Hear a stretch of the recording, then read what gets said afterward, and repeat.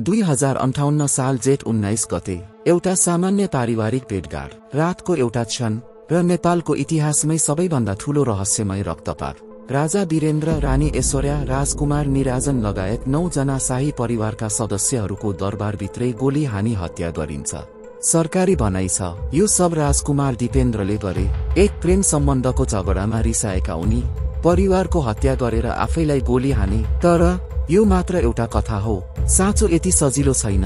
यदि यो पारिवारिक झगडा होइन तर राजनीतिक खेल हो भने बाह्य शक्तिहरू, नेपालका गद्दार नेताहरू र सत्ताको भोकमा अन्धो बनाइएको षड्यन्त्र, नेपालको राजतन्त्रलाई टुक्र्याउने विदेशी योजना र त्यो योजना सफल बनाउन प्रयोग गरिएका भित्रभित्रैका विश्वासघातीहरू। धेरै मरे तर कोही बाँचे। त्यो रात दरबारमा ज्ञानेन्द्र थिएनन्, उनको परिवार बाँच्यो।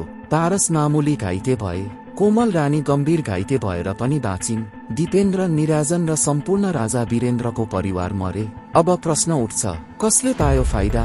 को राजा बन्यो? को सत्तामा आयो? उत्तर छ ज्ञानेन्द्र।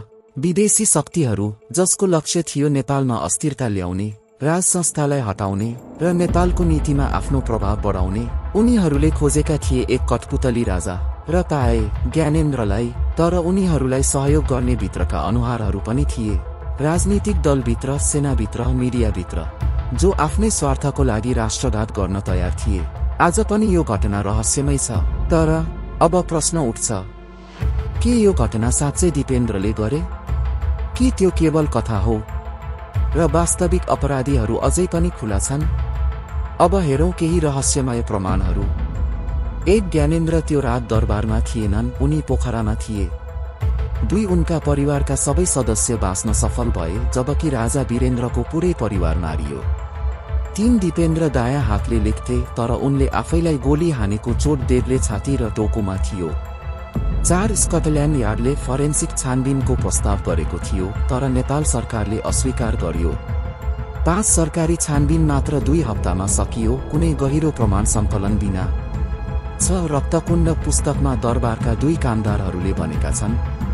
त्यो रात एउटा होइन, धेरै मानिसहरू थिए जसले दिपेन्द्रको मास्क लगाएका थिए। 7, प्रत्यक्षदर्शी सुरक्षागार्ड लाल बहादुर मगरले दाबी गर्छन् पारस नै मुख्य अपराधी हुन्। यी सबै तथ्यहरू संयोग मात्र हुन् कि गहिरो षड्यन्त्रका टुक्राहरू? जब साँचो छानबिन रोकिन्छ, जब अपराधी सजाय पाउँदैन र जब जनतालाई झुट सुनाइन्छ, त्यसपछि इतिहास आफै प्रतिशोध लिन्छ। नेपालका राजाको हत्या पारिवारिक ट्रेजेडी होइन, योजना थियो। जनतालाई झुट सुनाएर सत्तामा पुग्नेहरू आज कहाँ छन्? र तपाईँ अझै विश्वास गर्नुहुन्छ कि यो सबै दिपेन्द्रले मात्रै गरे? तपाईँ के सोच्नुहुन्छ? कमेन्ट गर्नुहोस्, यो भिडियो शेयर गर्नुहोस् र आवाज उठाउनुहोस्, किनभने इतिहास दोहोरिन नदिन साँचो जान्नु जरुरी छ। तपाईको विचार के छ? कृपया कमेन्ट गर्नुहोस् र यो भिडियो शेयर गर्नुहोस् साँचो फैलाउन।